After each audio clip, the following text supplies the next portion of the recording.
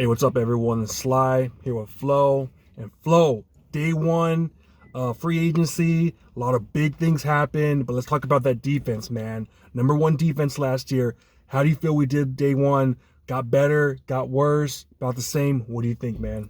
I think we got a little bit better pretty much because the Javon Hargrave defensive tackle from the Eagles. I think that's going to be a big pickup. We already had, I think, the best defensive line in football, and now we're going to get better. Last year it was because we had depth, but this year we're going to have that second pass rusher to pair up with Nick Bosa, put him on the other side, and I think that's really going to help. However, we did I know Al-Shaair is pretty much on his way out, and then we lost Jimmy Ward and who else? We're probably going to lose Omenihu. And probably Omenihu. I do know they also restructured Kevin Givens, which is Got one more year, yeah. Got one more year, so that's nice because obviously that defensive line depth is going to help.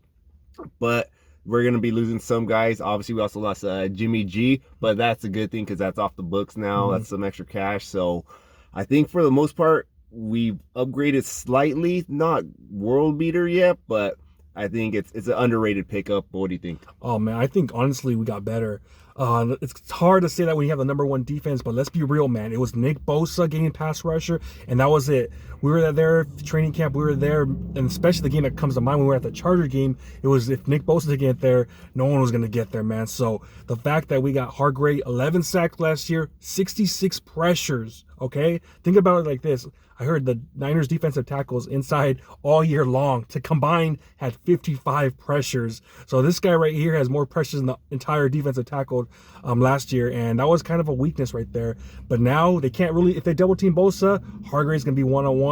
And to me, I think the guy that helps out the most is Eric Armstead, because remember his big year in 2019, he had single coverage all game long because, he had D Ford, you had Buckner, and you had Bosa. So he always had those one-on-one against one-on-one, and he was dominant, 10 sacks, and I think that's going to help him out this year. So watch out. It's not only going to help our D-line, I think Armstead's going to have a big year because of that. I know we lost Jimmy Ward, and a lot of people I saw on Twitter, they're pissed off and whatever. But I think about it like this. 2019, remember we had the number one defense for a while. Jimmy Ward didn't come back, I think, till week 7 of that year. And obviously he was solid for us, but he was hurt and we still had a great defense. Last year, Jimmy Ward was hurt. He was hurt and he came back and we still had like the number one defense. So as much as it sucks losing Jimmy Ward, I like that he's a dog and all. To me, I don't personally think it's that big of a deal, man. I don't. I know he did solid in the corner, but there was some games where he did get destroyed. I know Kelsey's a world beat, but he just fucking killed Jimmy Ward that game. And honestly, I like Jimmy. He was here with longest, I think, with Harbaugh. Harbaugh, the longest tenure guy. He was a dog out there. My proudest moment was him when he beat up Hopkins in training camp at the Houston Texans. I'm going to miss him, and Al-Shaair is solid, but it starts with the defensive line. Always starts with that defensive line, and that we got one of the biggest guys out there. I love it, man. Yeah, another big Jimmy G moment, grabbing that poster in Seattle, ripping it out. Jimmy Ward. Yeah, that was a great moment. But kind of like you said, the games he missed, we still didn't really drop a beat. And then kind of like last year when we lost Tart, and then Hufanga stepped up. Hopefully we have a similar situation. Hopefully some guy steps up, fills that position. And another thing, we also kind of killed two birds with one stone, literally, because the Eagles now. That's what I was going to say. We kind of eliminated their defensive line. They also lost another player as well, so maybe that's a team we're not going to have to contend with this upcoming season. So it's kind of like a 2-for-1 special. So that's a big pickup. And that's the team we're trying to beat right there. And the fact that we took their best guy on the defensive line, you can say him and Reddick, but I mean Hargrave has been doing this forever. I remember when we played him 2 years ago in Philadelphia when the score was like 11-10. He was freaking killing us. I mean, we couldn't run the ball at all. The guy's a monster, man. The guy's a monster. And now teamed up inside with Armstead and then Bosa right there.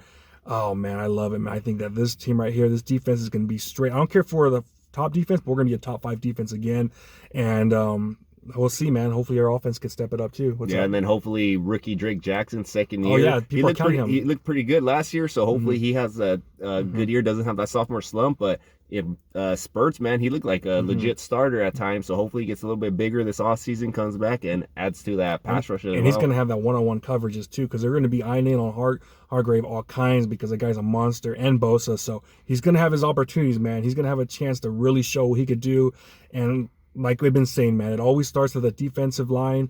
And I'm glad that John Lynch, Kyle Shanahan, they realized they made a mistake. They made a mistake getting rid of Buckner, and they're like, screw it. We know Kinlaw's a bust. And it's just time to move on. So it looks like in the next few days, I have a feeling that Kinlaw is going to be cut. You're not going to want to pay a backup $5 million a year, So they might keep him as a backup, but that's a little too pricey. And I'm just glad that they were like, hey, we messed up. We're not going to do it again. And I could tell that last year when we re-signed Deebo Samuel, they were thinking the same thing in the back of their head. Damn, we screwed up with Buckner. We can't be getting rid of our stars. And you know what? That sucks what happened, but you know what? They made it up right now, and it's time to move forward. It all starts with the D-line, and that's what wins championships. I love it, man.